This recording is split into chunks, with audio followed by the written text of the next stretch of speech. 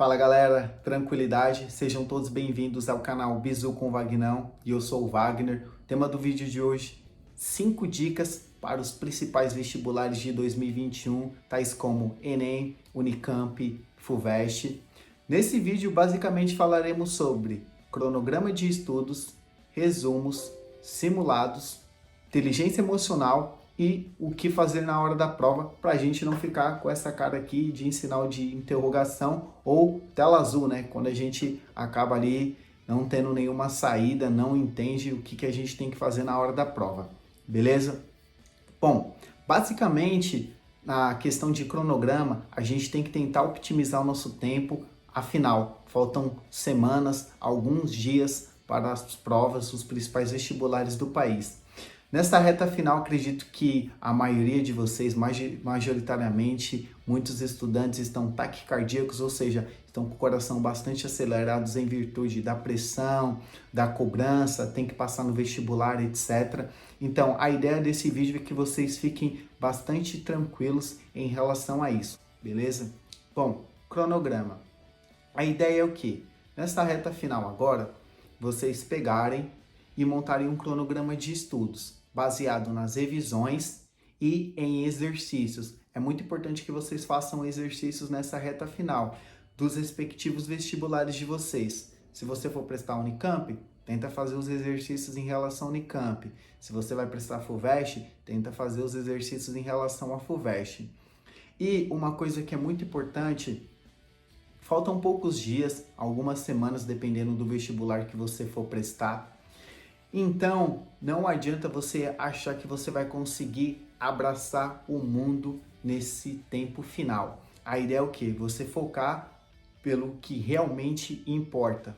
Por exemplo, você sabe que dentro da matéria biologia, alguns tópicos que são mais comuns, ou seja, são aqueles tópicos clássicos que costumam cair bastante na prova. Por exemplo, sempre cai uma questão de ecologia.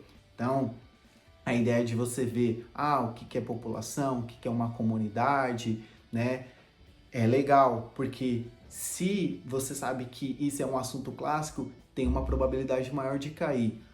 Por exemplo, a questão da célula. Normalmente eles gostam de perguntar em relação a algumas organelas, o que é uma mitocôndria, o que é um cloroplasto, o que é um complexo de Golgi. Então, é ideal que você foque agora nesse seu cronograma, na hora de você for fazer a sua revisão, montar ali seu cronograma de estudos, que você dê ênfase em relação a esses assuntos. Por exemplo, vamos falar da matéria História. Sempre tem aquelas questões clássicas, né? A gente fala da história do Brasil, vamos pegar ali o período da Era Vargas. Então, sempre cai uma questão da Era Vargas. Então, é interessante que você faça uma revisão. História antiga, né? Vamos falar ali sobre a Babilônia, Mesopotâmia, Egito. Cai, não é tão comum. Então, assim, você vai desprender muita energia para poder fazer revisão, ou às vezes você não domina o assunto e vai tentar aprender nesse pouco tempo, sendo que você pode focar e tentar garantir outras questões que tem mais chance, tem uma probabilidade maior de cair, e você vai conseguir desenrolar e acertar essa questão. Beleza? Então é importante que nessa reta final você foque bastante nessas questões, tá? As matérias em si. Matemática. Normalmente uma questão de função é clássica, sempre cai uma função ali. Então, ideal você fazer uma revisão em função. Por exemplo, na FUVEST, eles não é tão comum, falando em relação à FUVEST, né, cair tronco, né? Normalmente eles gostam bastante de cilindro, de prisma, de pirâmide, mas tronco até que não é tão comum. Se você pegar as provas anteriores, então uma outra dica também é, quando você for montar seu cronograma, pegue as provas anteriores e veja os assuntos que são mais clássicos, né? Aqueles tópicos que sempre caem. Aí o ideal é que você faça uma revisão em relação a isso, beleza? Vou tentar seguir, né, de forma linear, mas possa ser que eu vá lá na frente e depois eu volte, né, durante essas 5 dicas. Bom, a segunda dica seria em relação aos resumos ou mapas mentais. Todo mundo queria ter ali uma memória fotográfica, que tudo que a gente conseguiu adquirir e agregar durante o ano de estudo, chegasse na hora da prova a gente conseguisse lembrar. Felizmente nem todos estão assim, majoritariamente os estudantes tem esse déficit, tem essa dificuldade que é uma coisa normal, de chegar na hora da prova, às vezes, dar aquele branco por nervosismo, ou às vezes até porque a gente não conseguiu, né, fomentar bastante, subsidiar bastante aquele estudo, então a gente fica com aquela certa dificuldade na hora, mas a ideia é o quê? O resumo, ele vai te ajudar justamente em relação a isso, a você pegar aquela matéria e você revisar e conseguir absorver mais. A gente sabe que grande parte do que a gente aprende a gente acaba esquecendo, nem tudo vai para a memória muscular, aí a importância do resumo. O mapa mental, ele é bem interessante porque tem gente que gosta de estudar por mapa mental. Então, eu também gosto, tá? Você pode montar um fluxograma. Isso funciona desse jeito, parte do princípio aqui e vai para ali. Então, acho que isso daqui é também interessante. Eu gosto muito de mapas mentais em relação à história, né? Acredito que se a gente estudar a história de forma linear, começar ali da história clássica ali, antiga, né? Você tem Grécia, você tem Roma, depois você passa ali a crise do século IV, vem para história medieval, a idade medieval ali, depois a gente tem a história moderna, contemporânea. Eu acho que se você pensar nessa ideia de fluxograma, de seguir uma linha, né, retilínea, acho que fica também legal, mas vai de cada um também. Os mapas mentais ajudam. Acredito que o insight de todo mundo era fazer igual o gâmbito da rainha, que quando ela olha para o teto, ela consegue formar aquele tabuleiro com todas as peças do xadrez. Mas infelizmente nem todo mundo consegue ter essa versatilidade, né?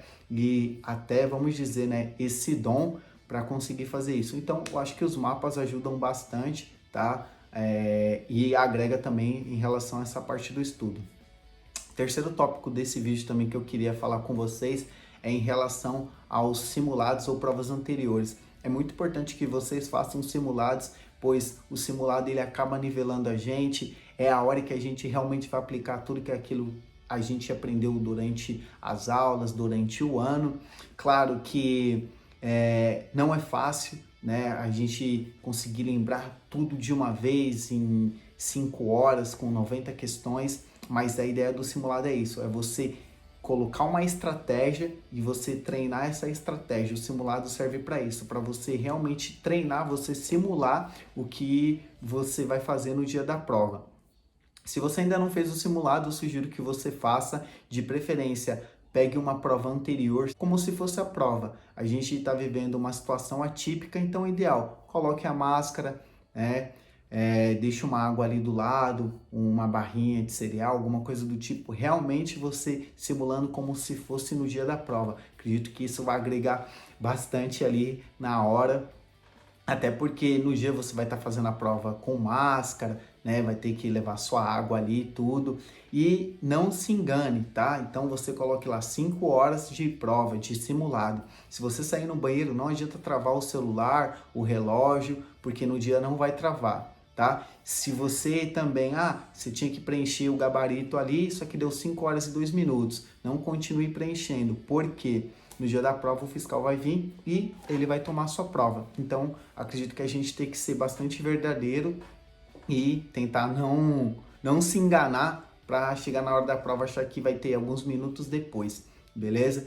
E as provas anteriores, elas vão dando uma visão de como vai ser a prova. Não quer dizer que a prova vai ser daquele jeito, mas pelo menos você tem uma noção. A FUVEST, ela cobra desse jeito, né? Por exemplo, na FUVEST são 5 alternativas, na Unicamp são 4, o Enem costuma ter textos um pouco maiores, então você já consegue ter uma ideia de como vai ser a prova, de como possa ser que aconteça no dia. As provas anteriores, façam simulados e o simulado é uma coisa assim que, se você for bom, continue estudando. E se você for ruim, não fique tão desanimado, porque você tem a chance de melhorar. A ideia é que de um simulado para o outro você melhore, nem que seja que você acerte uma questão a mais, 2 questões a mais, mas que você faça o simulado ali com propriedade, né? Tentar chutar o menor número de questões possíveis, né? Tentar agregar mais conhecimento, angariar mais técnicas, estratégias para na hora que você for fazer a prova, realmente você aplicar. Claro que se você tiver que chutar, você vai chutar, mas a ideia é, no simulado, você tentar fazer o máximo possível de questões, beleza? Quarto ponto dessa nossa pequena revisão, barra dicas para os vestibulares, é a questão da inteligência emocional. A maioria de nós, meros mortais e estudantes e vestibulandos, a gente acaba agregando muito conhecimento cognitivo, né? A gente aprende muito nas salas, nos cursinhos, com os amigos. Então a gente acaba aumentando muito, né, o nosso conhecimento intelectual em relação às matérias, biologia, química, física, matemática, português, inglês, literatura, etc. Mas uma coisa muito importante que a gente também tem que começar a analisar é a questão da inteligência emocional. Tem um cara, o nome dele é Howard Gardner, ele é um professor, neurologista e psicólogo da Universidade de Harvard, nos Estados Unidos, e um livro dele que ele fala sobre isso, né, dessa tese, teoria também que ele fundamentou, né, que é sobre a questão da inteligência emocional. É muito importante que na hora da prova você tenha esse controle emocional, controlar seu tempo, a ansiedade, tudo isso vai corroborar para que você faça uma boa prova ou não, tá? Então não adianta só você dominar o conteúdo, a matéria, mas é você saber o que você tem que fazer. Às vezes a gente domina muito a matéria, como é que eu faço uma questão ali que eu tenho que calcular a velocidade média, né, no movimento uniforme? Você vai usar ali sorvete, vai usar a velocidade média, ΔS sobre ΔT, tranquilo, beleza. Só que você saber aplicar isso é diferente de você ter conhecimento, né? Parece bem simples, né? Tendo uma visão simplista que é a mesma coisa, mas não é. Às vezes tem muitos alunos que dominam a matéria, te ensinam. Todo mundo tem aquele amigo do cursinho, aquele amigo da faculdade, da escola, do bairro, que o cara chega e ele te ensina, mas chega na hora da prova, ele não consegue ir bem. Aí você se pergunta, cara, mas o cara me ensinou como ele não conseguiu ir bem, como ele não conseguiu acertar em relação a isso, que é a questão da inteligência emocional. É você saber se controlar na hora da prova, seu tempo emocional, acreditar em você, não se sabotar, sempre olhar para trás, não ficar se comparando aos outros. Quando eu digo olhar para trás é no sentido que, em relação do que você sabia e o que você sabe agora, você deve ter evoluído, com certeza. Por exemplo, eu tinha uma enorme dificuldade em biologia, né? Antigamente, se você perguntasse para mim o que é uma célula, o que é um ribossomo, o que é um transporte passivo, transporte ativo, o que é um DNA, um RNA, eu não saberia responder. Se eu for olhar para trás, eu aprendi muita coisa. Claro que ainda tem muita coisa que eu tenho que aprender, mas a ideia é sempre essa, né? Dar um passo atrás e ver o quanto a gente evoluiu. Um outro ponto importante, a gente não ficar se comparando, tá? Não se comparar à questão, mas o meu amigo, ele sabe mais do que eu, porque são pessoas diferentes, né? A gente sabe que são vários fatores bióticos, abióticos, que acaba influenciando se você vai fazer uma boa prova ou não, tá? Então, essa ideia, essa tese de que, fulano fez um cursinho melhor do que eu, fulano teve um estudo melhor do que eu, ele tende a ir melhor do que eu, tá? A gente não pode fazer isso uma máxima, acreditar que isso é 100% verdade. A gente sabe que são pessoas diferentes, tá? Claro que tem fatores que vão contribuir para que aquilo seja potencializado ou não, mas a gente tem que sempre partir da premissa que a comparação é sempre com nós mesmos, tá? Então, a guerra, né, essa batalha, essa disputa tem que ser com você, o seu Amigo, eu. para 300 quando é guerra, a guerra geralmente é 300 contra 300. O seu eu, né? Até meio aqui filosófico a gente está falando disso, né? Mas a questão é o que? Você se vê, caramba, eu melhorei, tá? E não se compara com o amigo. Mas meu amiguinho tá melhor do que eu. Mas a minha colega, ela sabe mais do que eu, tá? A questão não é essa, beleza? Desde aí é muito importante que vocês trabalhem em cima disso, tá? Ter bastante tranquilidade, né? Meio paradoxo, né? Falar, ficar tranquilo, né? De frente de uma coisa que faz testar a gente, né? Naquela questão de ansiedade, de pressão, de cobrança, tudo, mas é tentar ficar o máximo tranquilo possível, né? E isso vai ajudar a gente a fazer uma boa prova, né? Um bom vestibular, beleza?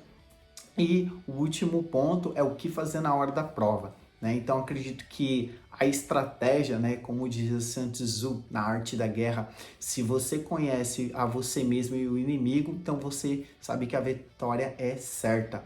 Então a ideia é o quê? Você conhecer a prova, então você conhece, sabe como é a prova, sabe quantas questões eles vão perguntar, quais são as matérias que serão cobradas. A outra é você conhecer você mesmo, que volta àquele ponto anterior que a gente acabou de falar, que é a questão da inteligência emocional, né? Desse autocontrole, não se sabotar, né? Ficar tranquilo, dominar a ansiedade. Então isso daí vai ajudar bastante. O que fazer na hora da prova? Eu vou dar uma dica, tá? Acredito que não existe um escopo, não existe um padrão que serve para todo mundo, mas acredito que pode ser que alguém se enquadre no que eu vou falar. Então, prova, né? Eu acredito que na prova nem sempre é o mais inteligente que passa, mas o cara que tem estratégia ali, que acaba controlando o tempo. Parafraseando o Darwin, que ele fala lá que não é o ser mais inteligente, nem o mais forte, mas o que se adapta melhor vai sobreviver. Eu acredito que na prova basicamente é isso, não é a pessoa que é mais inteligente, mas é que tem estratégia, controla o tempo, que vai fazer um bom vestibular, vai fazer uma boa prova e vai conseguir passar ali na respectiva carreira, na respectiva escolha. Então, basicamente, o que eu costumo fazer? Bom, eu pego a prova, eu faço uma análise ali de uns 10 minutos, vou passando um pente bem rápido ali. Tem até uma técnica de leitura que se chama scanning, né? Você dá uma leitura bem rápida ali, que é o quê? Pegar ali as questões que eu sei que eu vou demorar um pouco mais de tempo, eu coloco um asterisco. Não quer dizer que eu não saiba aquelas questões, mas sim que eu vou demorar um pouco mais de tempo para fazer. Depois, começar nas matérias que eu tenho mais facilidade. Por quê?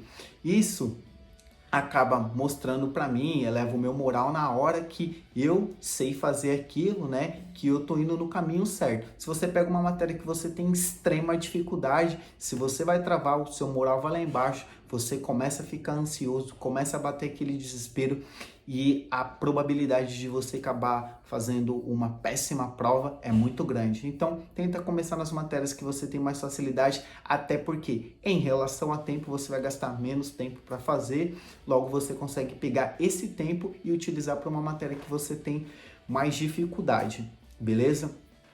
Aí eu faço as questões das matérias que eu tenho mais facilidade, lembrando que as questões que eu colocar um asterisco não quer dizer que eu não saiba, é que eu vou levar um pouco mais de tempo. Então, basicamente, eu começo nas matérias que eu tenho mais facilidade, depois eu vou para as matérias que eu tenho mais dificuldade.